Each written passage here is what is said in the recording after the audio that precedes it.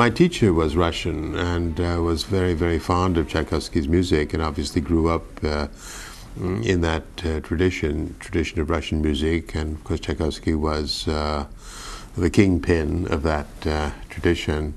And so Tchaikovsky's music was like mother's milk to me. I mean, it was the music that I first heard thanks to my teacher, and he took me through some of the symphonies. And obviously, as a violinist, I was soon playing his violin concerto.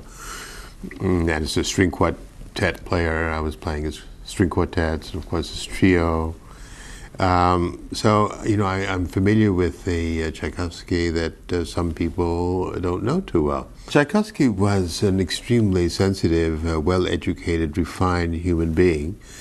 And the vulgarities that we associate with his music stem from the vulgarities of the minds of the interpreters who dared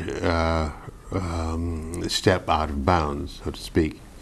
Tchaikovsky was a classical composer, basically, a great fan of Mozart, and he is forever writing expressions, you know, in his music. With nobility, with restraint, with delicacy. And these admonitions, so to speak, have been regularly ignored by many interpreters. And stripped of all these vulgarizations, his music then emerges pure, pristine, and very noble. Tchaikovsky was excoriated, treated miserably by the intellectual community. His Sixth Symphony, it's Pathétique, one of the great masterpieces of the Romantic literature, was greeted by the major critic in Moscow as the ravings of a man in the last stages of paresis. I mean, it's hard to believe, but so was, of course, Carmen of Bizet. So greeted. There were, however, two people who heard Carmen. One was Brahms, who said that he was so fascinated by Bizet's Carmen that he heard it over 20 times.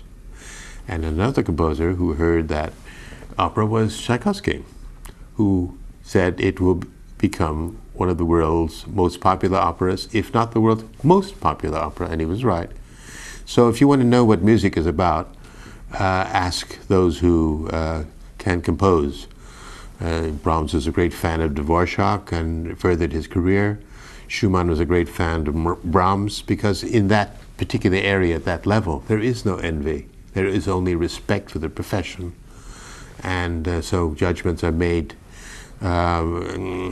evaluations are made based purely on professional considerations. And what a joy to live in that particular kind of world.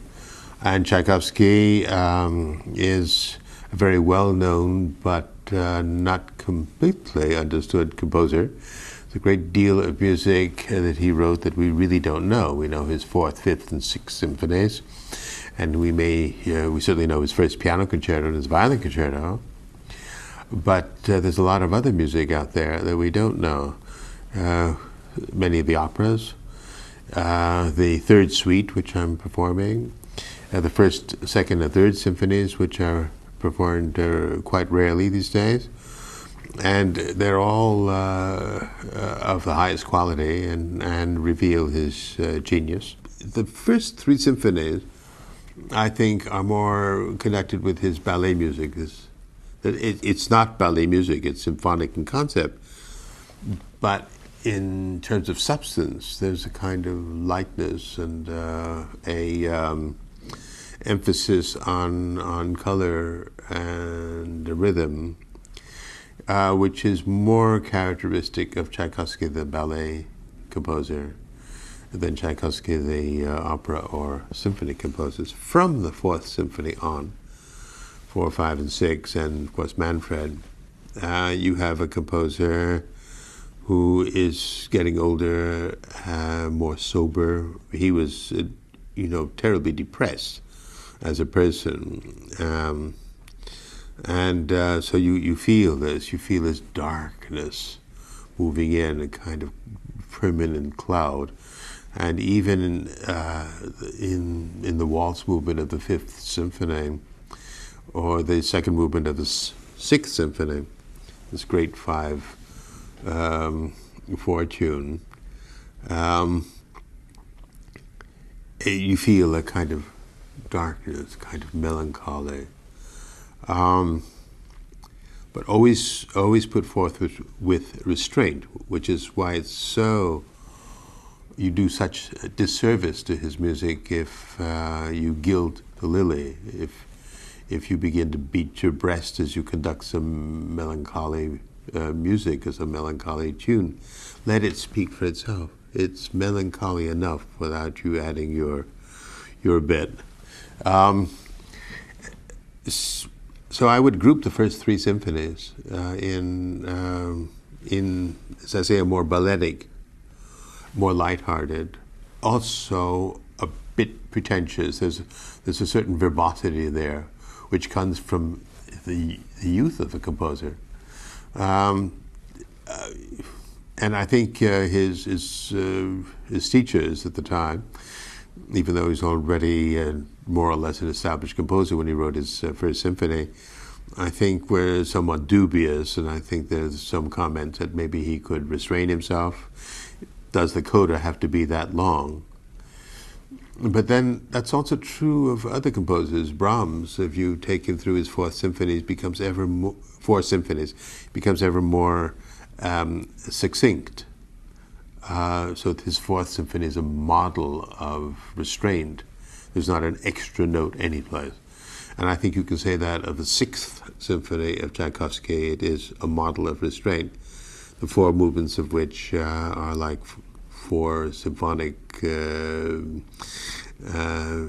sorties or essays, totally disconnected from one another somehow.